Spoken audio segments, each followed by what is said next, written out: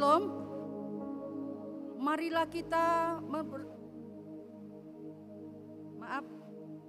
kita mempersiapkan hati dan pikiran kita untuk memulai ibadah kita minggu ini. Kita saat teduh.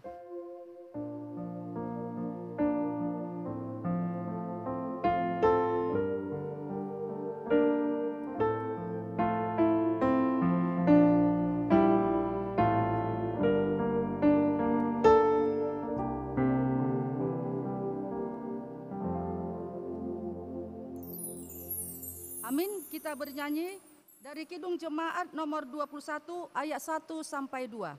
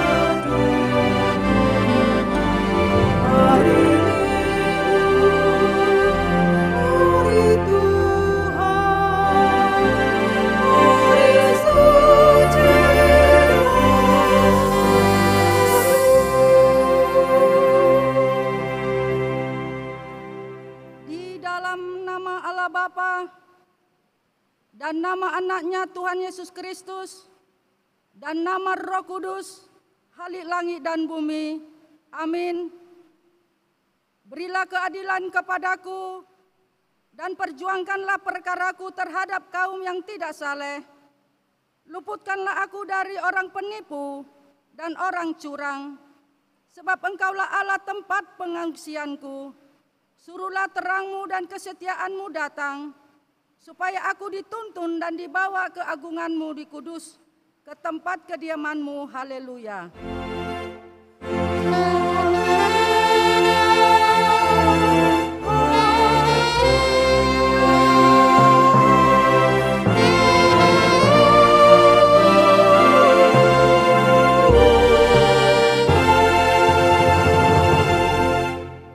Kita berdoa. Ya Tuhan Yesus, Engkaulah yang mengambil prakarsa untuk memperdamaikan kami dengan dirimu. Kami memuji namamu dan mengucap syukur. Terimalah atas segala pengorbananmu. Untuk kami, tolonglah kami untuk senantiasa mengingat penderitaanmu, sehingga kematianmu di kayu salib, dan mengakui dosa dan pelanggaran kami di hadapanmu. Teguhkanlah keyakinan kami kepada kasih-Mu yang sedemikian besar, supaya kami senantiasa mengucap syukur kepadamu dan setia mengikutimu sampai akhir hidup kami. Ya Tuhan Yesus, terimalah sembah sujud kami umat-Mu yang telah Kau tebus dengan darah-Mu yang kudus. Amin. Kita bernyanyi dari perlengkap Kidung Jemaat nomor 183 ayat 1 sampai 2.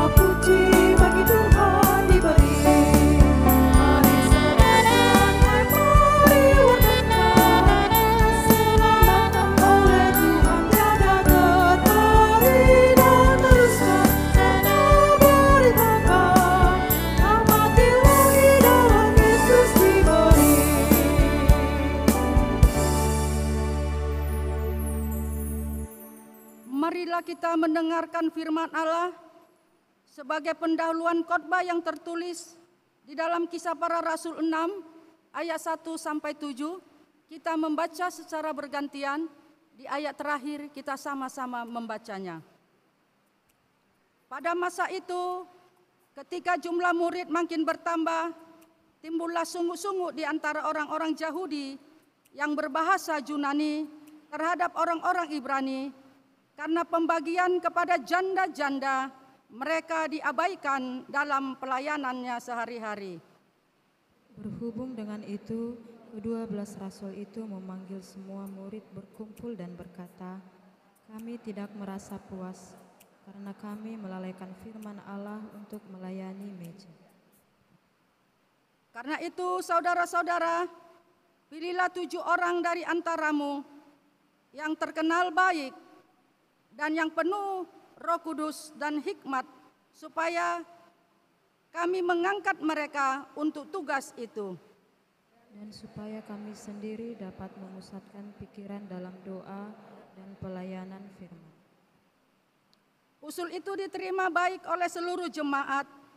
Lalu mereka memilih Stefanus, seorang yang penuh iman dan Roh Kudus, dan Filipus, Prokorus, Nikanor, Timon, dan Parmenas, dan Nikolaus, seorang penganut agama Yahudi dari Antiokhia.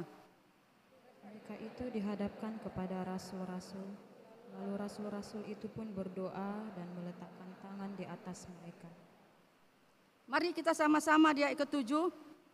Firman Allah makin tersebar dan jumlah murid di Yerusalem makin bertambah. Juga sejumlah besar imam menyerahkan diri dan percaya. Demikianlah firman Tuhan. Yang berbahagia ialah mereka yang mendengarkan firman Allah dan yang memeliharanya. Mari kita mendengarkan puji-pujian yang dibawakan anak kami dari SMA 2 Negeri. Kami persilakan ke depan.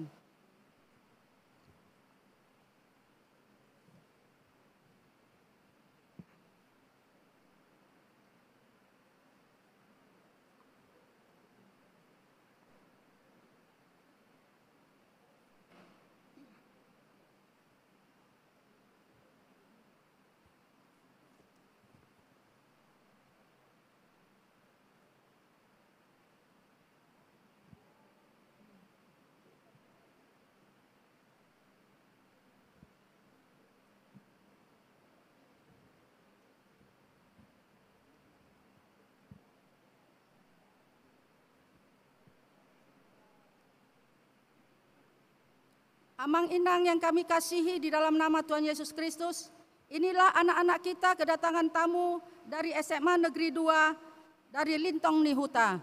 Mereka membawakan pujian 2 lagu. Selamat mendengarkan.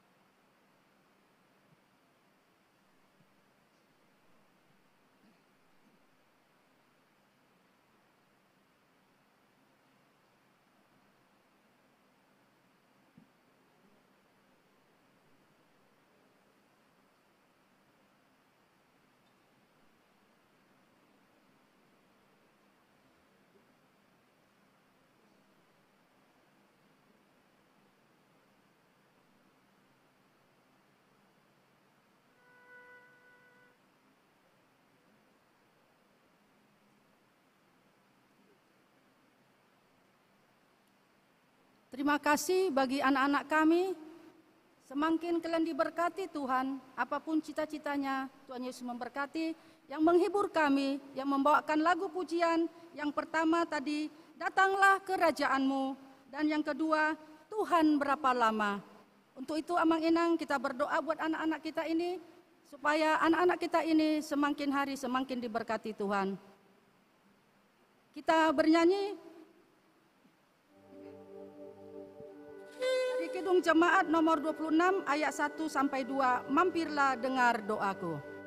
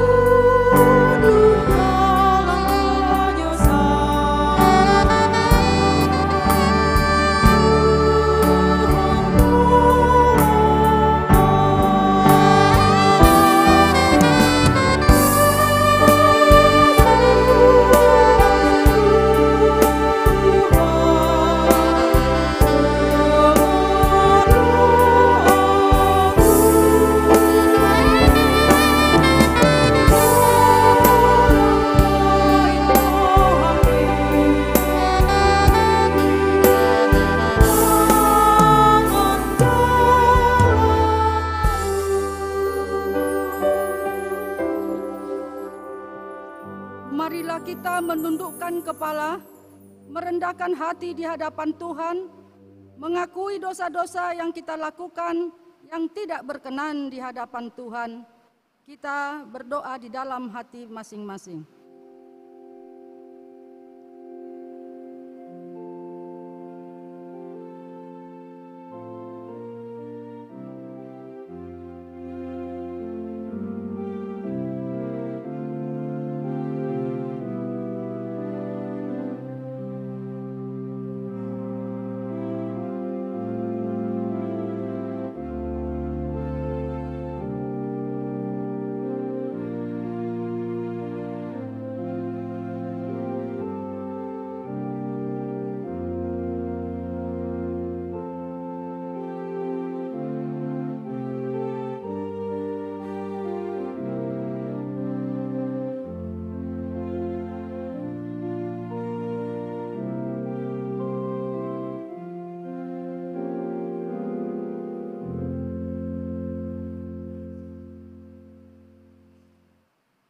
Mari kita berdoa.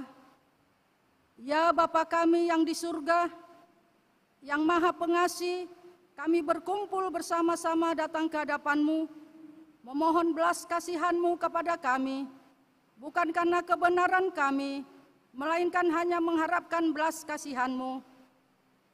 Karena Engkau adalah Tuhan yang Maha Pengasih, ya Roh Kudus, tolong dan kasihanilah kami. Terangilah hati dan pikiran kami, agar kami dapat memilih yang benar dan yang baik, dan melakukan kehendak-Mu, sehingga kami beroleh hidup yang baru di dalam Yesus Kristus Tuhan kami. Amin.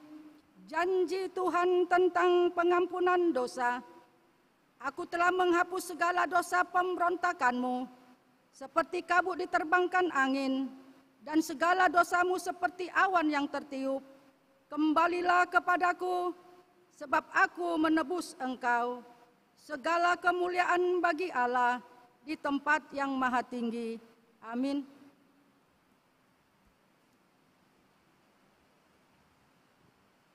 Kita bernyanyi dari Kidung Jemaat nomor 406 ayat 1-3.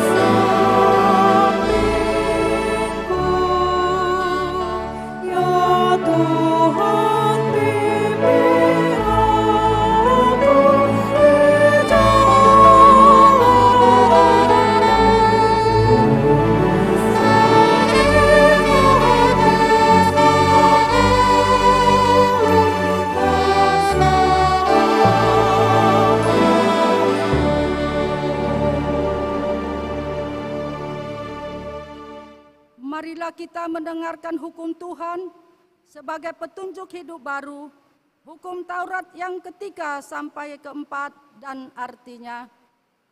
Hukum yang ketiga dan artinya, jangan menyebut nama Tuhan Allah dengan seenaknya, karena Allah akan menghukum orang yang menyalahkan gunakan namanya. Artinya, kita harus takut serta kasih kepada Allah. Sebab itu jangan mengutuki, mengumpat, memakai guna-guna, berbohong, menipu dengan memakai nama Allah. Sebab hanya dalam penderitaan, kesusahan, dan di dalam doa serta pujianlah kita layak menyebut nama Tuhan Allah. Hukum Taurat yang keempat dan artinya, ingat dan sucikanlah hari yang dikuduskan itu. Lakukanlah segala pekerjaanmu di dalam 6 hari, tetapi pada hari yang ketujuh, ialah sabat bagi Allah Tuhanmu. Engkau tidak boleh bekerja pada hari itu, juga anakmu laki-laki atau perempuan, pembantumu laki-laki atau perempuan, ternakmu atau orang lain yang berada di tempat kediamanmu. Sebab Allah menciptakan langit dan bumi dan segala isinya di dalam 6 hari. Kemudian ia beristirahat pada hari yang ketujuh. Itulah sebabnya Allah memberkati dia dan menguduskannya. Artinya, kita harus takut serta kasih kepada Allah. Sebab itu, jangan menganggap rendah akan ajaran firman Allah. Hendaklah kita menghormati dan menguduskan firman Allah, dan hendaklah kita tekun mendengar dan mempelajarinya. Marilah kita sama-sama memohon kekuatan yang daripada Tuhan. Ya Allah Bapa kami, berilah kami kekuatan untuk melakukan yang sesuai dengan hukum-Mu. Amin. Kita mendengarkan pujian dari persisten, pujian, mari kita dengarkan.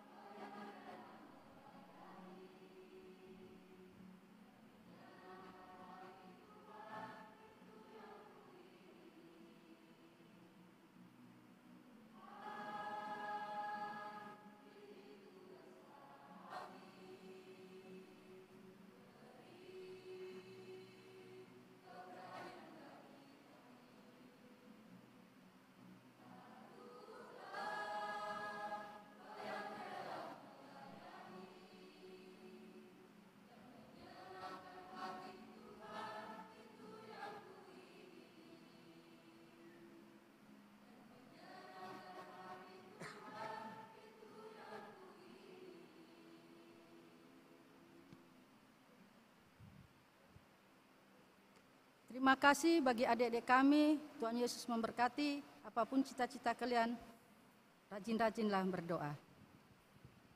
Puji Tuhan, kita angkat nyanyian dari Pelengkap Kidung Jemaat nomor 131 ayat 1 sampai 2.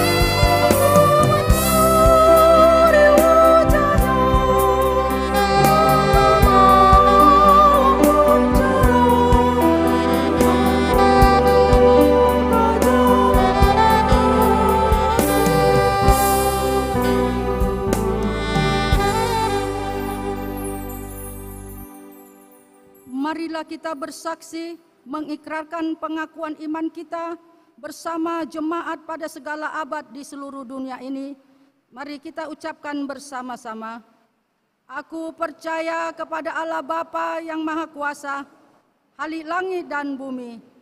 Aku percaya kepada Yesus Kristus, Anaknya yang tunggal Tuhan kita, yang dikandung daripada Roh Kudus, lahir dari anak darah Maria, yang menderita di bawah pemerintahan Pontius Pilatus, disalibkan, mati dan dikuburkan, turun ke dalam kerajaan maut, pada hari yang ketiga, bangkit pula dari antara orang mati, naik ke sorga, duduk di sebelah kanan Allah Bapa yang Maha Kuasa, dan akan datang dari sana untuk menghakimi orang yang hidup dan yang mati.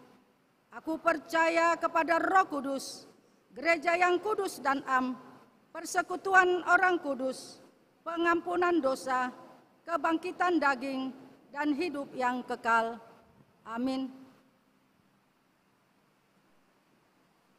Menyambut sabda Tuhan, kita bernyanyi dari Kidung Jemaat nomor 426 ayat 1 sampai 3. Kita harus membawa berita.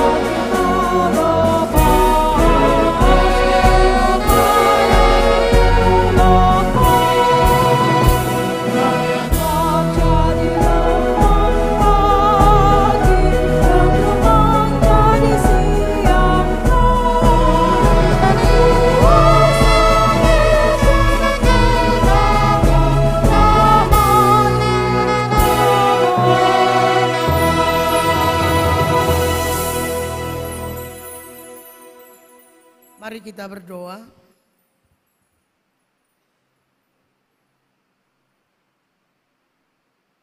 Saatnya lah kami untuk mendengarkan firman-Mu sebagai sabda kehidupan. Karena firman-Mu lah kebenaran yang mampu menjadikan kami menjadi anak-anak dan ahli waris kerajaan Allah.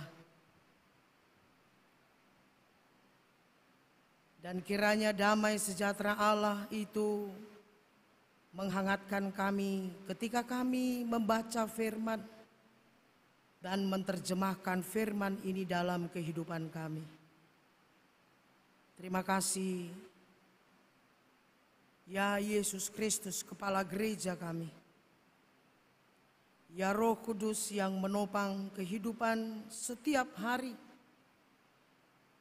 Dan Engkaulah Allah Sang Penyelenggara yang kami nikmati dan kami hidupi dari sekarang sampai selama-lamanya. Dalam nama Tuhan Yesus Kristus, kami berdoa dan bersyukur. Amin. Shalom Bapak Ibu. Ada pepatah yang mengatakan tidak kenal maka tidak sayang. Jadi kalau kita sudah saling mengenal, di satu tempat di mana kita bertemu berpapasan, kita boleh saling menegur dalam kasih Kristus. Bapak Ibu yang kekasih, saya adalah Pendeta Riani Sitanggang dari Gereja Metodis Indonesia. Dan saya bersyukur dipercayakan untuk membawakan firman bagi kita jemaat GKPI Pamen ini. Untuk kenalan selanjutnya, lebih lanjut lagi, kita nanti selesai ibadah mungkin bisa saling ngobrol sedikit dan Tuhan memberkati kita. Amin. Bapak Ibu, mari kita membuka firman Allah dari kitab Yehezkiel pasal 45. Kita baca firman Allah dari ayat 9 sampai ayat yang ke-17.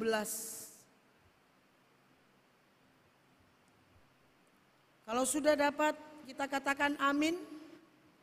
Dan sama-sama kita membacanya perlahan, tegas dan tepat dalam nama Tuhan kita Yesus Kristus. 2, 3, ya.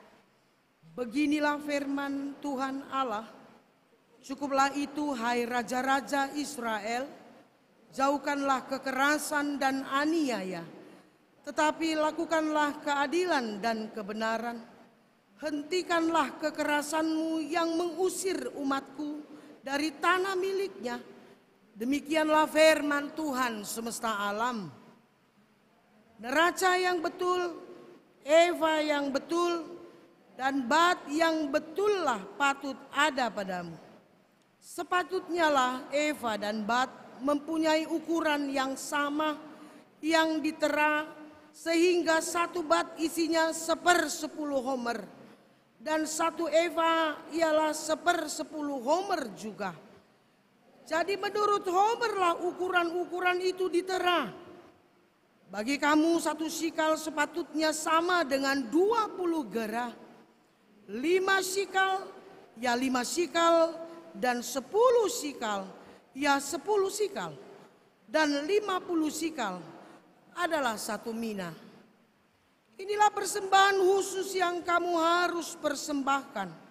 1/6 eva dari sehomer gandum dan 1/6 eva dari sehomer jelai. Tentang ketetapan mengenai minyak, 1/10 bat dari 1 kor. 1 kor adalah sama dengan 10 bat. Seekor anak domba dari setiap 200 ekor milik sesuatu kaum keluarga Israel. Semuanya itu untuk korban sajian, korban bakaran, dan korban keselamatan. untuk mengadakan pendamaian bagi mereka. Demikianlah firman Tuhan semesta alam. Seluruh penduduk negeri harus mempersembahkan persembahan khusus ini kepada Raja di Israel. Dan Rajalah yang bertanggung jawab mengenai korban bakaran.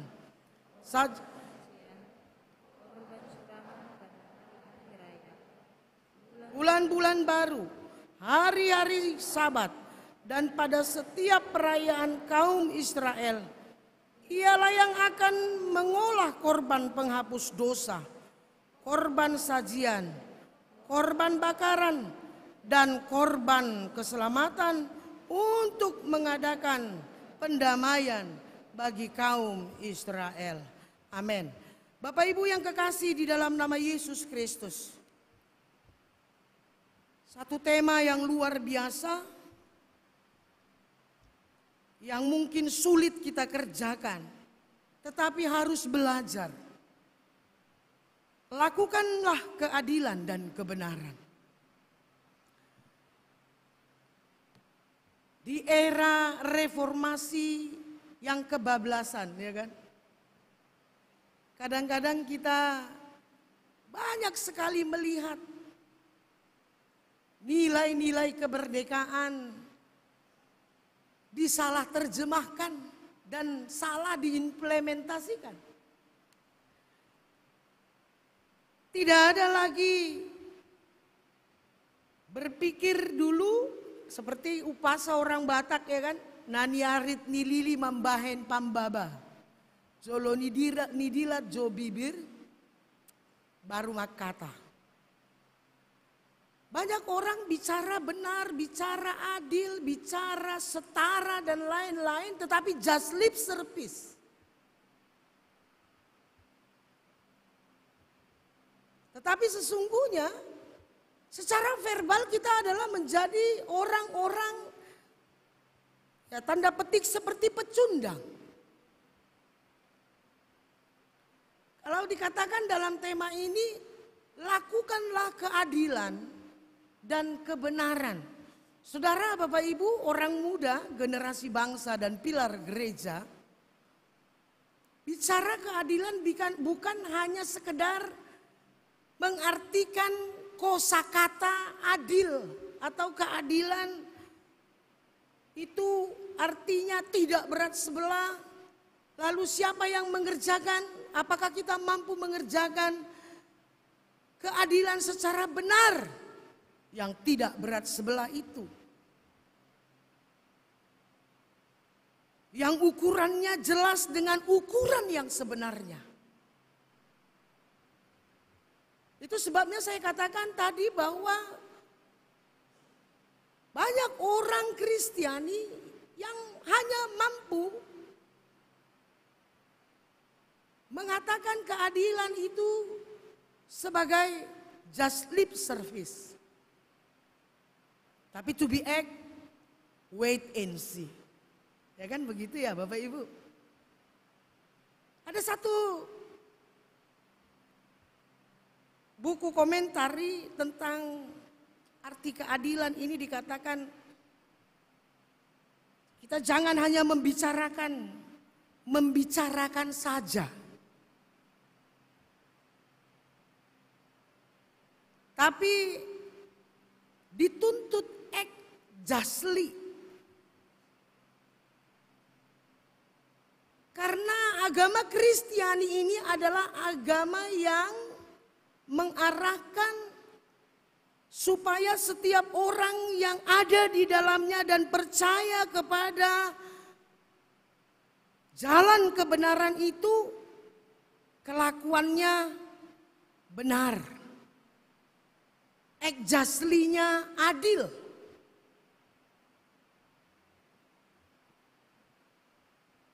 Jadi kita diminta supaya tidak bekerja berdasarkan parsialitas dan hanya melihat ke atas. Ibu bapak yang kekasih,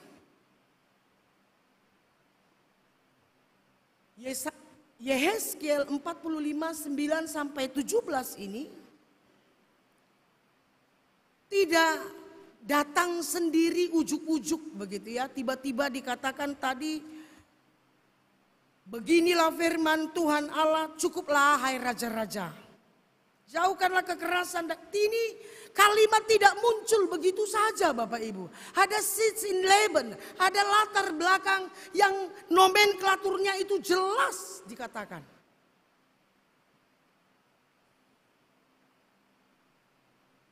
Mulai dari Yoyakim ke Yoyakin sampai Hizkia, Yehezkiel bekerja, membina, menggembalakan, menegur bangsa Yehuda ini di dalam pembuangan. Dan melihat langsung dengan kasat mata banyak raja-raja. Kalau kita baca di kisah raja-raja Bapak Ibu yang kekasih, Yehuda ini banyak dipimpin oleh raja-raja yang kekejamannya mungkin di bawah Nebukadnezar, bahkan Nebukadnezar. Maka raja-raja melihat bahwa ketika dia menerima amanah dan ingin mengisi kekosongan dan menambah kas-kas, ada banyak perilaku ketidakadilan yang dikerjakan. Itu dimulai dari ayat 1 pasal 45 ini Bapak Ibu. Pembagian tanah. Si Anu di sana bagiannya itu. Si Bono di sana bagiannya perbatasan dengan si Ani katanya. Tetapi dalam pembagian setelah ditarik garis tenol, lewat tenol, banyak bias pembagian itu. Kenapa? Karena ada nilai kolusi. Ada nilai olahan yang bias di sana sini.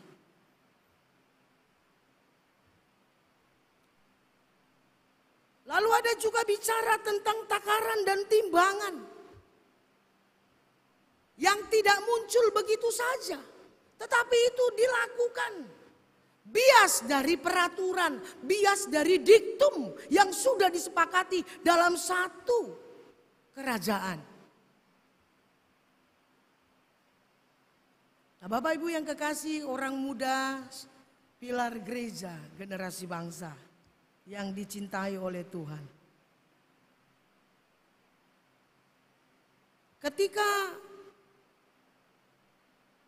pengukuran alat takaran timbangan ini dikerjakan, ada nilai jual dan beli.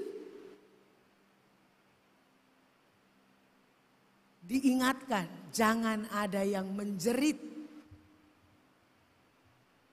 Jangan ada yang menjerit. Sebab apa? Kata Yehezkiel dalam teguran atas nubuatan yang disampaikannya. Karena apa? Jangan ada saudaramu yang menjerit. Karena kecurangan, nilai takaran dan timbangan. Kita nggak bicara Eva, Mina dan lain-lain ya. Karena tema ini mengatakan lakukanlah keadilan dan kebenaran. Karena apa? Karena kau dan aku, orang-orang Yehuda, adalah sekelompok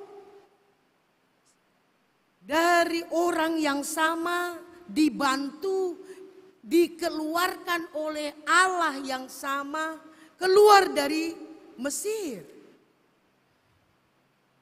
Lalu mengapa ada praktek ketidakadilan dan ketidakbenaran sampai kepada persoalan apa yang mau dibawa pulang? Apakah itu gandum, sandang dan pangan? Ibu bapak yang kekasih. Yang ketiga, Yehezkiel ini menegur raja, menegur pemimpin-pemimpin. Dalam amanat teks firman ini mengingatkan bahwa tanggung jawabmu adalah membawa, mengarahkan supaya ketika ajaran untuk kesejahteraan itu lurus, benarlah.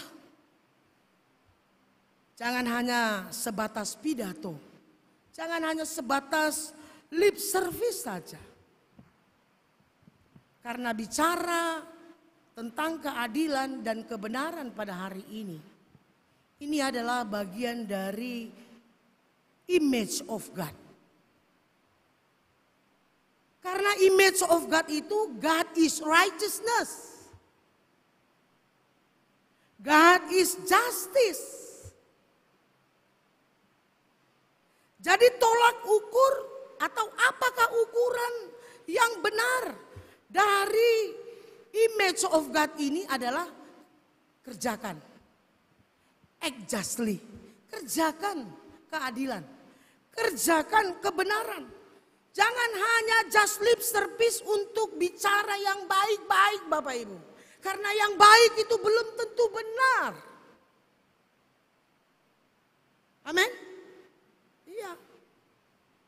Ada banyak sekarang laki-laki, perempuan pakai baju rapi sekali, bapak-bapak atau laki-laki dewasa, ya, klimis rambutnya, alai pangota, penipu. Ada banyak perempuan-perempuan yang wangi, rapi, ya kan? Gesturnya cakep. Tetapi sesungguhnya dia adalah pelaku kekerasan dan pecundang. Dimulai dari hal-hal yang kecil sampai kebohongan-kebohongan yang besar. Jadi ibu bapak yang kekasih, kalau amanat teks khotbah ini bicara tentang bagaimana Yehezkiel menegur pemimpin-pemimpin, raja-raja, bahkan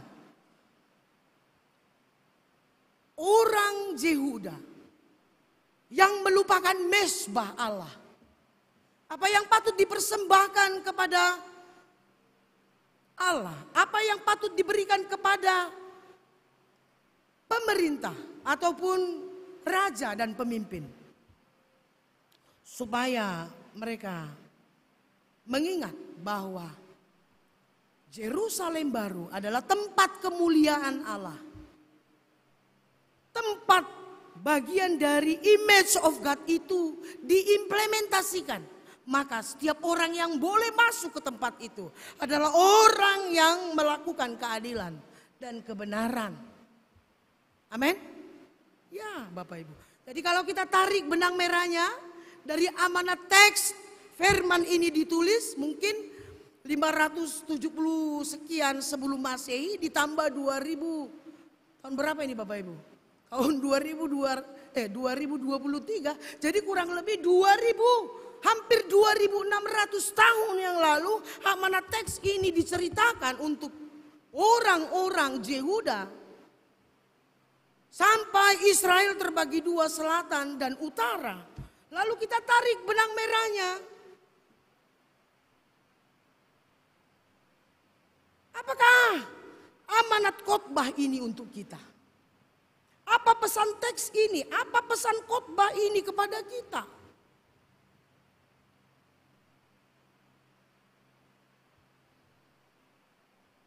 Ibu bapak, sebenarnya kalau kita mau jujur, ya kan? Firman ini cukup keras dalam minggu Judika ini. Minggu sebelum kita memasuki masa minggu Palmarum. Supaya kita rekoreksi diri. Artinya saya mau katakan, apakah amanat khotbah ini untuk kita dari pasal 45? Boleh saya katakan ayat 1 sampai ayat 17 ini. Yeskiel mau mengingatkan kita dan firman ini mau menggembalakan kita supaya gereja harus mampu menghadirkan stigma-stigma kerajaan Allah. Menghadirkan stigma, tanda-tanda shalom Allah. Amin. Ya harus mampu. Apa itu? Justice, peace, and integritas ciptaan. Artinya gereja kita di zaman sekarang ini tidak cukup bicara dari atas mimbar ini saja. Act justly, not just lip service. Tidak hanya sebatas bicara dari atas mimbar, tetapi ada nilai penuh. Jangan separuh, nilai penuh untuk melakukan keadilan dan kebenaran. Bukan hanya bicara keadilan dan kebenaran. Ini tentang keadilan dalam satu komentar yang saya katakan tadi di depan. Jangan hanya bicara sajalah. Itu omong doang kata orang Jakarta ya kan. Sebenarnya kalau kita mau membuka diri sebagai gereja, sebagai umat, sebagai laki-laki dewasa, perempuan dewasa, generasi dan pilar gereja orang muda, jujur aja dengan kasat mata, kekerasan dan ketidakadilan itu sebenarnya nggak jauh dari kita. Mungkin di dalam gereja sendiri, di dalam rumah tangga orang Kristiani sendiri, ya kan Bapak Ibu? Itu banyak dikerjakan. Contohnya saja ya kan, di rumah atau orang-orang Kristen sering sekali melakukan ketidakadilan, pembagian kerja berdasarkan gender. Nyapu rumah harus perempuan, ngepel harus perempuan, seolah-olah di sapu itu ada ditulis oleh penjual atau yang memproduksi sapu Nagata atau apa ya kan? Apa Nagatanya yang paling itu just apa namanya? Special for women. Ada ditulis di situ? Tidak ada, tapi dikerjakan oleh rumah tangga, kepala-kepala, pemimpin-pemimpin rumah tangga Kristiani, bahkan penolong rumah tangga Kristiani.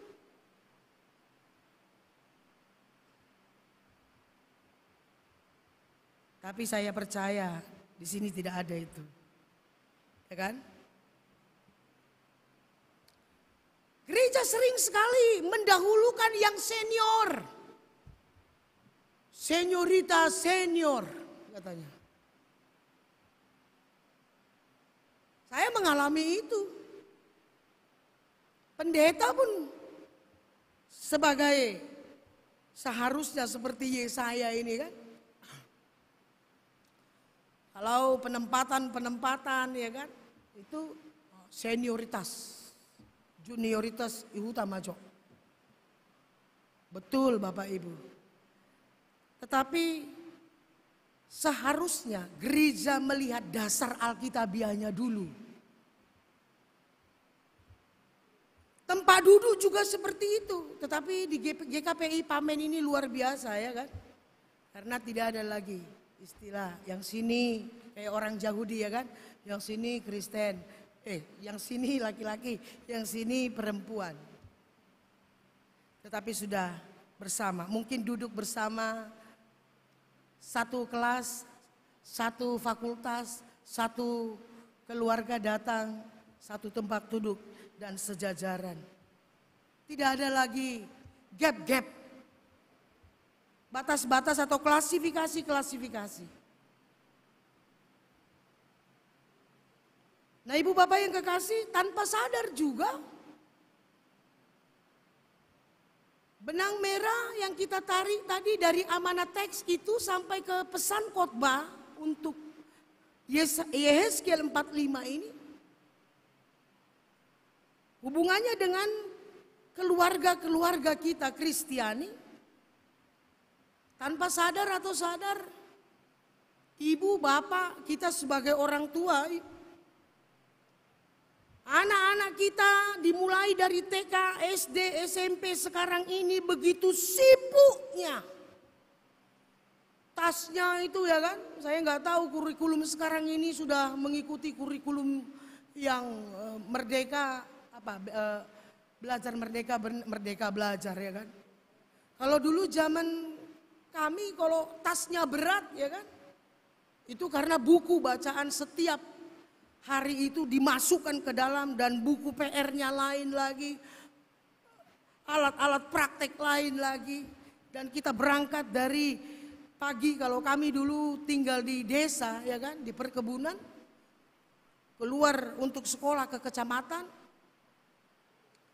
pergi jam 6 sampai rumah setengah 7 malam. Itu biasa. Tapi herannya saya melihat sebagai gembala di jemaat sama sampai sekarang. Bahkan secara kekerasan tanpa sadar kita kerjakan sebagai orang tua. Pulang dari sekolah berangkat naik sepeda motor atau naik bus sekolah, disusul, dijemput dari rumah itu jam 6.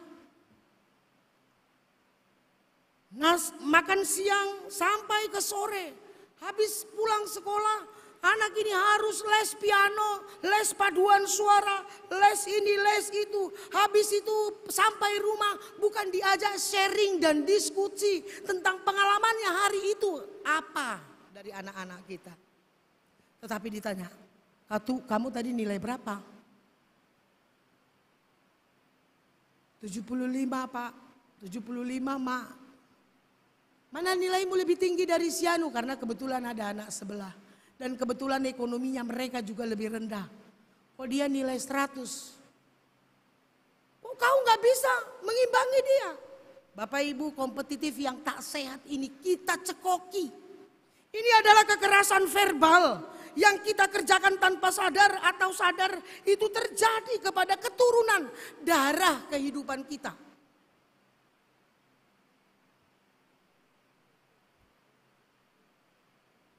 Ibu bapak, secara dini eksploitasi itu kita kerjakan setiap hari. Setiap hari. Seharusnya setiap anak dalam keluarga, mulai dari anak yang masih kecil sampai kepada yang sudah kuliah dan yang bekerja, itu mendapat waktu dan kesempatan sharing pengalaman. Supaya river of life-nya itu dimulai dari dini sampai kepada masa tuanya adalah pelaku keadilan dan kebenaran. Amin. Stop kekerasan. Ini suara dari firman Allah. No violence against. Stop kekerasan. Stop ketidakbenaran. Stop ketidakadilan. Jadi gereja Bapak Ibu harus mampu mengerjakan dan mengerjakan dan melakukan. Jangan hanya batas mimbar ini saja.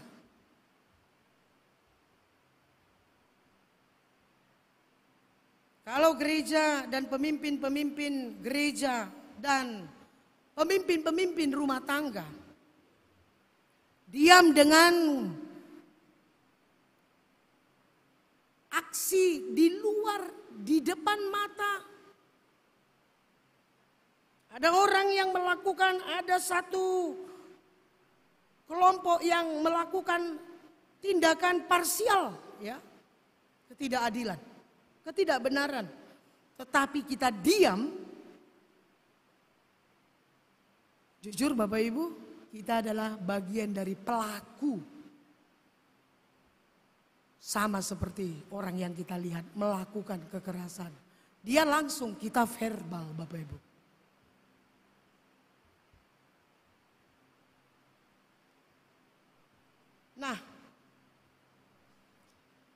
tugas kita bersama adalah harus mampu melakukan mispati, bahasa aslinya, mispati. Inilah kebijakan dari gambaran keadilan dan kebenaran, menolak segala kekerasan dan yang merugikan orang lain.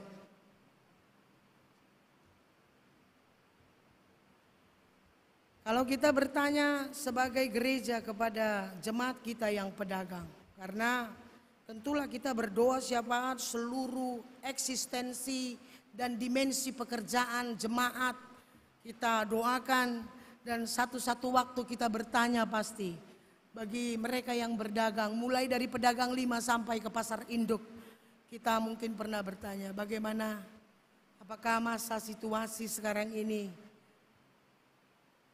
dapat memberikan banyak berkat. Oh, lumayan Pak Dita. Terima kasih lah. Ya, karena nggak datang dia langsung, ya bisalah kita bikin sedikit. Ya memang 2 eltor bawang kita bisa kirim ya. Karena orangnya tidak langsung, hanya by telepon atau apa. Ya, sedikit demi sedikit upah mengupas itu kita kurangi 1 kilo dari setiap ini. Dianggap lazim Bapak Ibu. Dianggap lazim.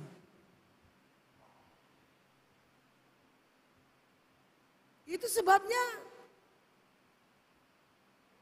kita anggap juga lazim jika persembahan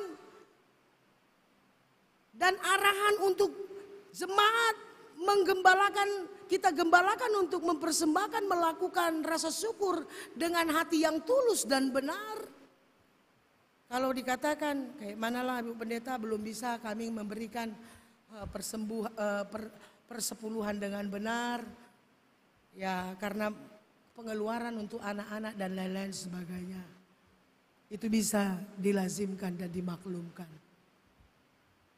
Ini banyak terjadi Bapak Ibu. Dan jemaat tidak malu-malu lagi untuk mengatakan itu kepada gembala.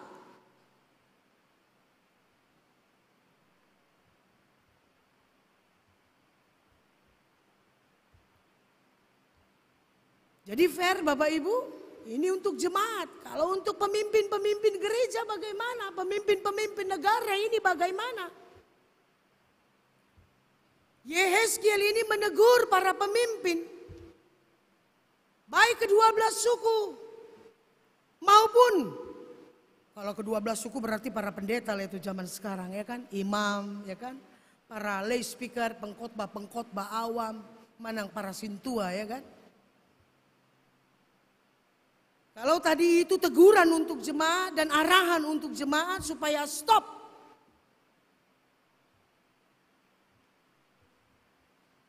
Mempraktekkan ketidakadilan dan ketidakbenaran. Karena image of God itu adalah keadilan, mispat, dan righteousness, kebenaran. Nilai ukuran yang sesungguhnya. Siapakah yang melakukannya ini? Harusnya para pendeta, harusnya para pemimpin negara. Nah, tetapi Bapak Ibu yang kekasih, kita harus fair juga ya, saya harus fair juga. Kalau tadi teguran untuk jemaat, sekarang teguran untuk kami mungkin. Maka khotbah ini lebih dulu untuk para pemimpin, para imam. Sebenarnya kita punya tanggung jawab yang sama. Tetapi Yehezkiel menegur secara khusus. Seharusnya tanggung jawab, komitmen yang penuh. Sebagai abdi Allah, sebagai abdi negara, sebagai abdi keluarga. Ini untuk pemimpin-pemimpinnya. Ketika engkau diberikan amanah, itu bukan karena engkau lebih pintar, lebih cakap dari si anu. Tetapi karena hati Tuhan melihat ukurannya itu ada padamu. Berdasarkan hati Tuhan, maka dipilihlah kita untuk mendapatkan amanah itu. Apakah itu waktu temporer ditentukan satu kuadrium atau satu periode. Itu bukan untuk gagah-gagahan Bapak Ibu. Itu bukan untuk kesempatan kita memperlihatkan persoalan kuasa dan yang menguasai. Bukan.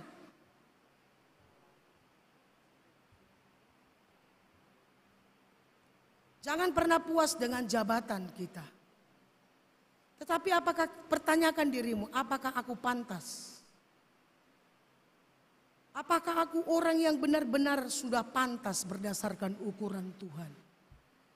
Takarannya Tuhan. Bukan takaran atas kolusi dari orang-orang yang lebih tinggi dari Anda jabatannya.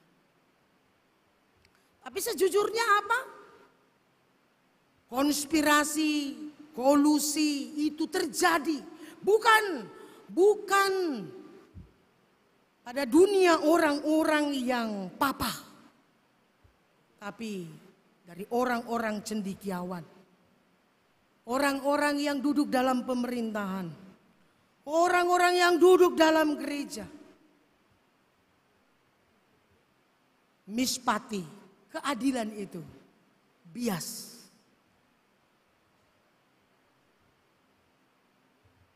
Ibu bapak yang kekasih, kita bisa jelas lihat ya, isu global sekarang ini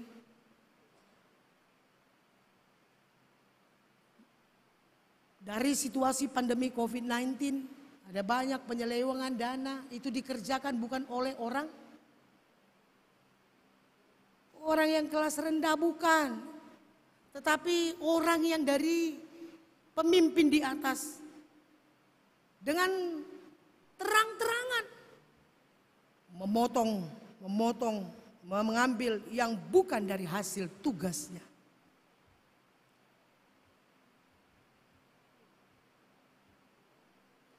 Dari anggaran-anggaran yang telah ditetapkan, disepakati dalam diktum, tertulis jelas, teramandemen jelas. Berani mengambil dan hidup mewah.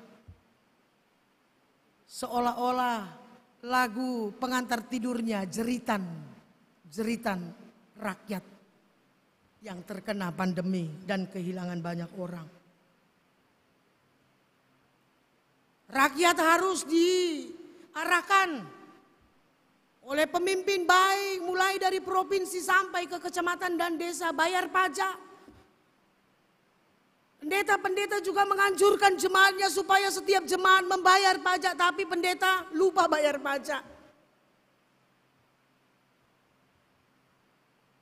Ibu bapak yang kekasih, ini bagian satu rekoreksi untuk kita bersama. Karena kita sendirilah pelaku ketidakadilan sosial secara kasat mata. Kita lihat itu tapi kita diam. Itu berarti kita adalah bagian dari pelaku kekerasan secara verbal. Dan ini kekejian bagi Allah. Sebab apa? Sebab image of God itu adalah kita diarahkan, kita diingatkan. Orang-orang yang boleh masuk ke Yerusalem baru, itulah tempat kemuliaan Allah, adalah orang-orang yang mengerjakan, melakukan dengan hati tulus keadilan dan kebenaran. Ini image of God. Di mana itu terjadi image of God itu? Siapa? Lihat wajah kita Bapak Ibu. Karena kita diciptakan berdasarkan rupa dan gambar Allah. Lalu kita kenapa melakukan praktek-praktek yang bukan dari wajah Allah?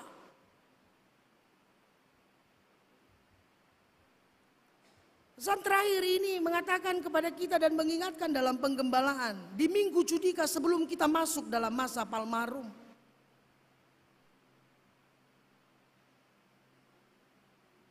Ada banyak pemimpin-pemimpin. Aparatur negara. Pegawai sipil dan lain-lain. Penegak hukum. Dengan kasat mata. Ketika kita mengurus SKCK untuk bekerja sebagai mungkin GrabCar, Gojek, dan lain-lain sebagainya. Ibu bapak yang kekasih, tidak cukup mereka menerima ucapan terima kasih dari rakyatnya. Tapi harus berlapis.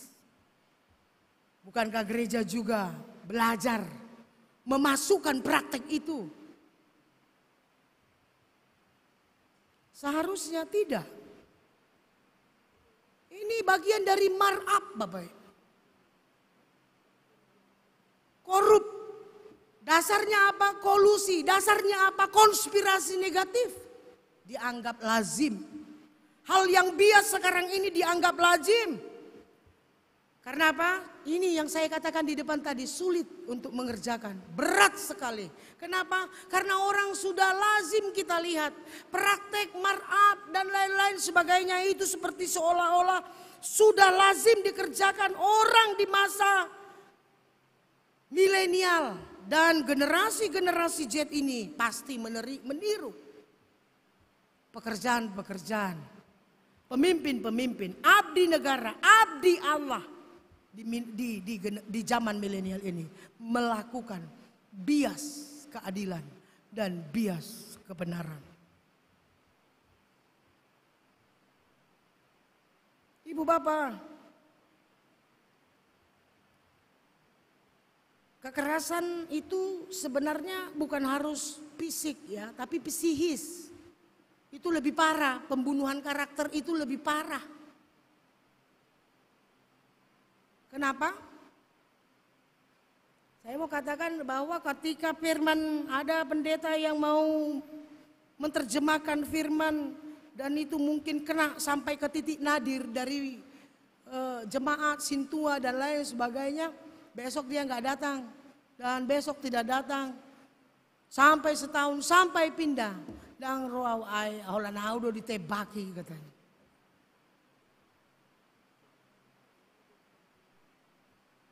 Ibu bapak yang kekasih di dalam nama Tuhan. Ketika berbeda sedikit aja pandangan, kontribusi pemikiran. Dengan pemimpin, dengan sintua yang lain, majelis dengan majelis yang lain, majelis dengan, majelis sektor dengan jemaat di sektor itu. Sudah tidak cakapan. Ini kekerasan dan ketidakadilan Bapak Ibu. Ada banyak ini dikerjakan oleh orang-orang di gereja. Bukankah seharusnya gereja dan pemimpin mampu bersama-sama mengatakan dan melakukan stop segala ketidakadilan. Karena ketidakadilan dan ketidakbenaran adalah kekerasan. Itu bisa kita kerjakan secara dini ataupun terang-terangan bersama-sama. Artinya bodoh berjemaah. Untuk membunuh karakter seseorang itu. Lalu apakah ibadahmu Bapak Ibu? Apakah ibadah kita sebagai jemaat? Apakah ibadah kita sebagai pendeta ataupun pemimpin gereja? Ibadah kita sebagai pedagang dan lain-lain, apakah hidupmu jujur? Karena hidup jujur itu adalah bagian dari ibadah.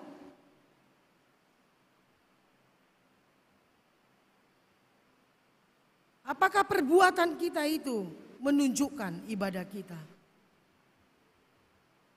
Jadi tugas-tugas kita sebagai orang Kristiani yang percaya kepada Yesus Kristus, yang adalah terjemahan firman adalah kebenaran menjadi manusia. Seharusnya kita selalu menghadirkan tanda-tanda Shalom itu. Dimulai dari diri kita, gereja kita, rumah tangga kita. Supaya benarlah yang dikatakan Yesus. Sebelum dia naik ke sorga, damai sejahtera Allah kutinggalkan bagimu. Bapak Ibu pertanyaannya, kenapa harus damai baru sejahtera? Kok enggak duluan kata sejahtera baru damai? Karena tanda Shalom itu adalah salah satunya peace, damai. Ketika kita dihangatkan oleh damai, maka kesejahteraan, akaodeng, berdatanganlah diberikan kepada kita. Maka tugas kita itu harus menghadirkan Shalom sebagai tanda kerajaan Allah, hidup hadir, dan itu yang harus kita perjuangkan seumur hidup kita sampai waktu Tuhan datang. Jadi bukan berdasarkan my hands must done. Bukan. Tetapi hati kita, kesetiaan kita. Inilah tugas kita bersama Bapak Ibu. Sebagai pemimpin, baik di pemerintahan, baik kita sebagai kepala sekolah ataupun ketua di perguruan-perguruan, ataupun ketua majelis, ataupun sebagai pemimpin gembala jemaat. Kita arahkanlah supaya hidup kita ini bisa melakukan dan bertemu dalam gambar Allah atas terjemahan wajah kita, hidup kita, lakon kita sebagai orang-orang yang ditebus, sebagai orang-orang yang hidup dalam kepemimpinan di negara Republik Indonesia ini. Ibu bapak yang kekasih, tugas kita tidak hanya mengarahkan tetapi belajar untuk mengarahkan dan melakukan jemaat, anak-anak kita, teman hidup kita, supaya dia mengerti dan mampu memberi kewajiban moral kita kepada Allah dan kepada negara di mana kita ada. Sampai di sini Tuhan sudah menolong. Ebenezer. Amin. Mari kita berdoa.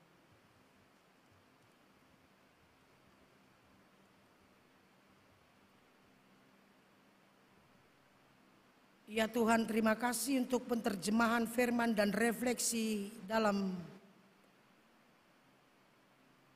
hidup kami melalui kitab Yesaya 45 ini. Kiranya Roh-Mu senantiasa menopang kami, mengajar kami, dan Roh-Mu selalu berbelas kasih atas kami, sehingga kami bisa mengumandangkan, melakukan dengan benar dan adil. Apakah ibadah kami, hidup kami mampu memerdekakan setiap saudara-saudara kami, setiap orang yang kami pimpin, bahkan diri kami, bertemu, mengenal apa yang menjadi tanggung jawab moral kami kepada Allah, kepada negara, kepada rumah tangga kami dan gereja kami Tuhan. Tolonglah kami semuanya, kiranya firman ini menghangatkan kami dan memberi pengertian yang hakiki. Sebagai orang-orang yang percaya dan Kau tebus dari kehidupan yang salah, sehingga kami patutlah disebut anak-anak dan warga kerajaan Allah. Terpujilah nama Tuhan Yesus Kristus. Ya Roh Kudus, Engkaulah Allah kami yang senantiasa memberikan kehidupan dan Engkaulah sang penyelenggara kehidupan atas kami. Dari sekarang sampai selama-lamanya. Amin. Kita meresponi sabda Allah, kita bernyanyi dari Kidung Jemaat nomor 425 ayat 2 sampai 3. Berkumandang suara dari seberang.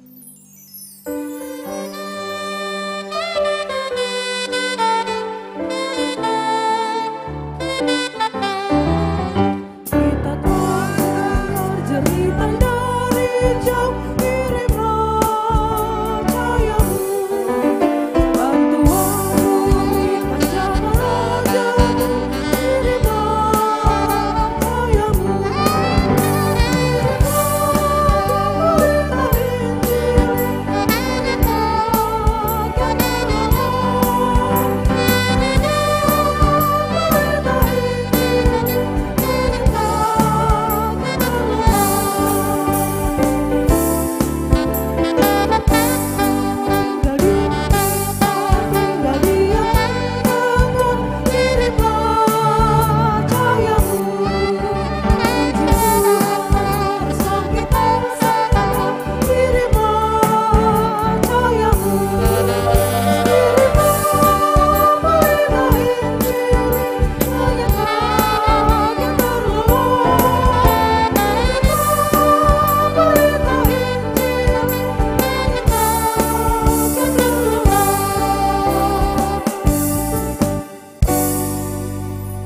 Saatnya lah kita akan memberikan yang terbaik dari hati yang tulus melalui persembahan kita kepada Tuhan melalui gerejanya.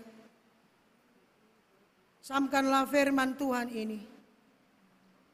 Orang yang menabur sedikit akan menuai sedikit juga, dan orang yang menabur banyak akan menuai banyak juga. Hendaklah masing-masing memberikan menurut kerelaan hatinya. Jangan dengan sedih hati atau karena paksaan. Sebab Allah mengasihi orang yang memberi dengan sukacita. Amin.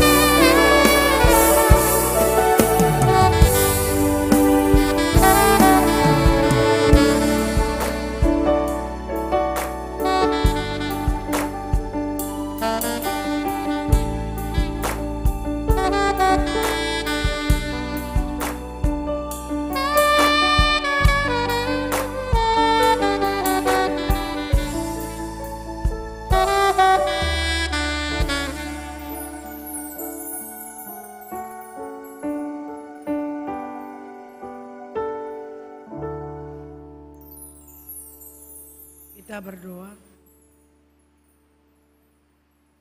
Ya Allah Bapa yang ada di surga, kami mengaku dengan setulus hati, Engkaulah sumber segala berkat dan karunia dalam hidup kami. Di sini kami mempersembahkan korban syukur kami kepadamu. Terimalah persembahan umat-Mu dan berkatilah menjadi alat kesaksian persekutuan dan pelayanan jemaat-Mu ini. Jadikanlah hidup kami persembahan yang berkenan kepadamu, dan pakailah hidup kami untuk turut menghadirkan tanda-tanda kerajaan-Mu, kasih, keadilan, damai sejahtera dan sukacita. Bukalah hati kami oleh Roh Kudus-Mu, agar kami senantiasa mengucapkan syukur kepadamu di dalam nama Yesus Kristus Tuhan kami.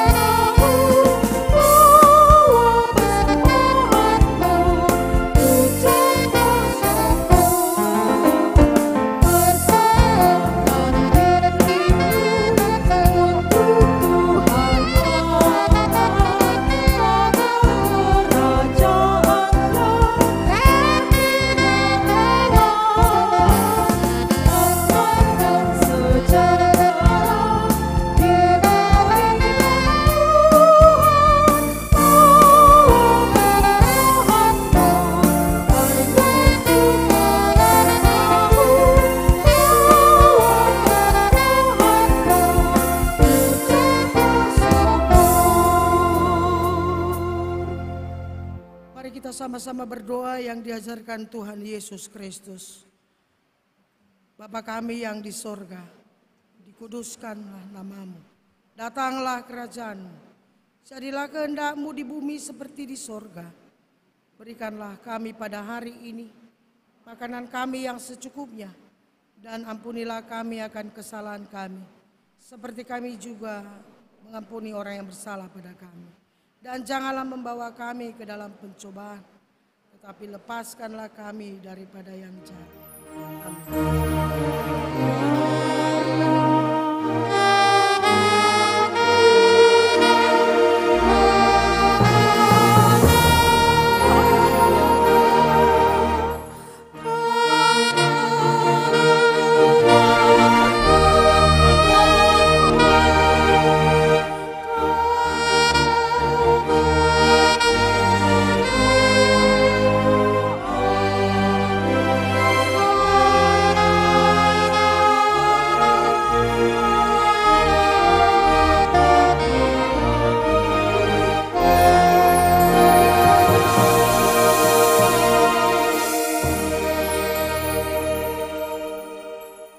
Berkat Tuhan.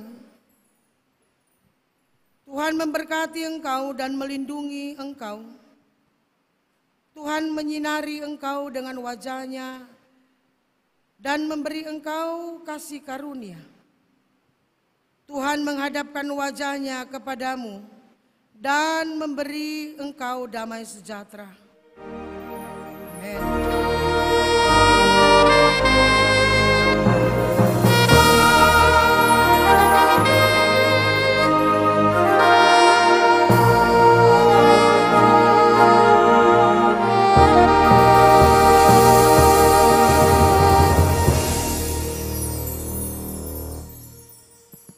Shalom Bapak Ibu, Tuhan memberkati dan menyertai kita.